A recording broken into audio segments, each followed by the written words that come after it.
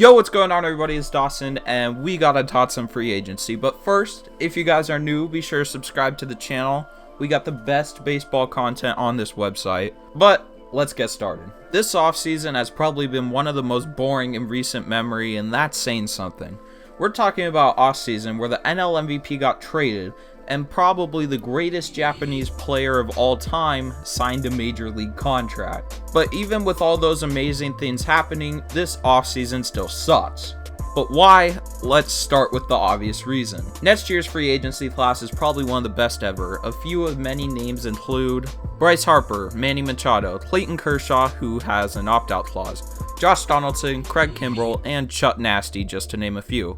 Oh, and I'm leaving guys out like Daniel Murphy and Andrew Miller, by the way. Teams are clearly trying to save up for next year's free agency class to be big spenders. Like, why would a team like the Cubs, for example, sign JD Martinez to a $200 million contract when they know for sure they have a chance at competing for Harper next year? JD Martinez is an amazing player, but it looks like the $200 million 7-year contract that he was looking for at the beginning of the offseason isn't going to happen. My best guess is at the end of the offseason he will have to settle. I mean, the man will get paid, but he'll probably only get a 3 to 5 year maximum contract, but he will still get his money. But for players, this is it. This is the money they have to earn for the rest of their lives before they retire at the age of 40, and usually for a lot of these guys, their wives don't work a stabilized job. They are their family's income.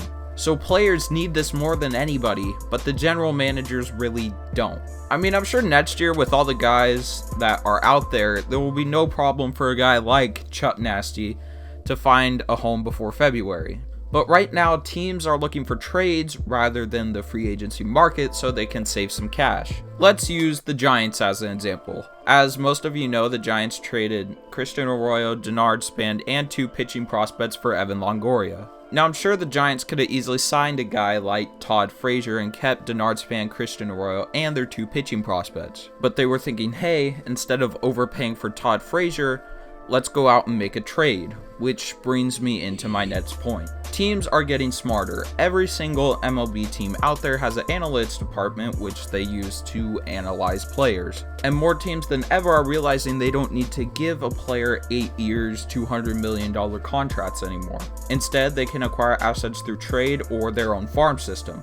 And pretty much anyone can realize 9 out of 10 times these contracts suck. You know, it may not even be 9 out of 10, it's probably more than that. But let's take Albert Pujols as an example. Remember when the Angels got Albert Pujols and pretty much everyone was hyped about it? Oh, and don't forget, they also got Josh Hamilton. How'd that work out for you, Angels? Pujols was a great player, but he's a shell of what he was in St. Louis now. In 2018, Pujols will be making $27 million, and that amount will be raised by $1 million for the rest of his contract until it expires in 2021.